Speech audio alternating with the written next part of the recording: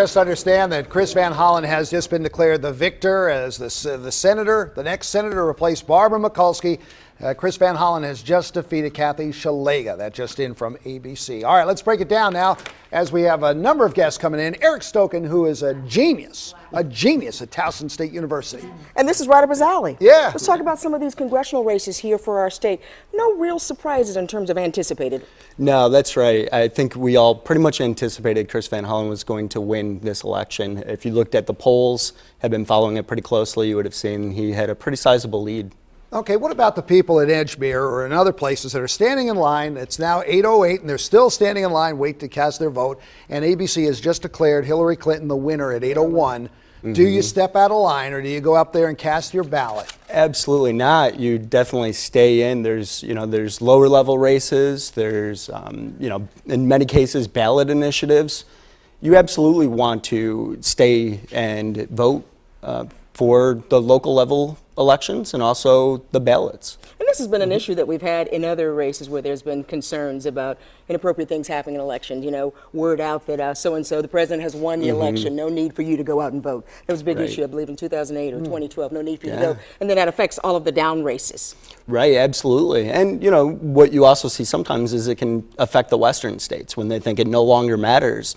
But it absolutely does, in part because of those down ballot races. Well, we're taking a look on our side. We have ABC playing in the studio here, and the Florida vote is just neck and neck. Yeah. Sorry. 78% of the vote in, and they're separated by, margin of error, like 1%. Absolutely. And, it's going to be really interesting because when we look at some of the early vote figures and some of the polling, the polling is neck and neck, as we know. There's a lot of different polls, but we can pretty much tell that it's very close. Even with the early voting, what we're seeing is there's a lot of unaffiliated voters, right? And who are they? And that's a big question. I think what we really need to look at is going to be the Hispanic turnout, particularly Central Florida. That's going to be very critical, right? There's a lot of Puerto Ricans there, and I know, the Trump campaign last night was saying that, look, with Cuban Americans, over 50%, but my understanding is that in the past, some of the Republicans had gotten closer to 70%. So it's going to be a critical state, and I think in part it's going to come down to the Hispanic vote as well. You're a political early voting. Yeah, you're a political junkie. Any other states that are popping out there that we should be on our toes for? I know it's North Carolina, Virginia, Pennsylvania. Yeah. Pennsylvania is interesting because you saw the Clinton camp there last night. Obviously, Obama was there. And Bon Jovi was there as well, right, in Philadelphia. They're working very hard in that state. And, it hasn't gone to a Republican presidential candidate since Bush versus Dukakis, right? So it has been some time, but, it's close. And they obviously are taking it very seriously. And Trump spent a lot of time there, appealing to blue-collar workers, is what I understand. Absolutely, right. And, I think we need to look at some of the gaps in terms of the counties and also particularly in some of the urban areas. Are Democrats turning out at the same level that they had in 2012 and 2008? Let me ask you this, Eric. Today, the election judge told me you're looking at the line here of emotion. People are here because of emotion. If Marco Rubio is running against Hillary Clinton, do we have those same lines today? That's a good question. I don't know. It's hard to speculate exactly how it would have went. I have to believe it wouldn't be quite as polarizing, and you might not have appealed to some of the same demographics that are turning out. But certainly it's hard to speculate. So after tonight, though, and jumping ahead, no matter who wins, somebody's going to have a lot of work cut out for them.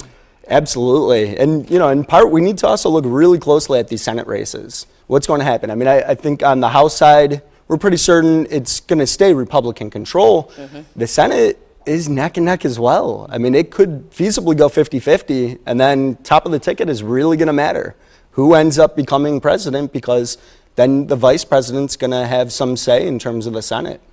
Larry Hogan has a popularity that we haven't seen before as a Republican in this state. Nancy Szeliga tried to go on the coattails just a little bit.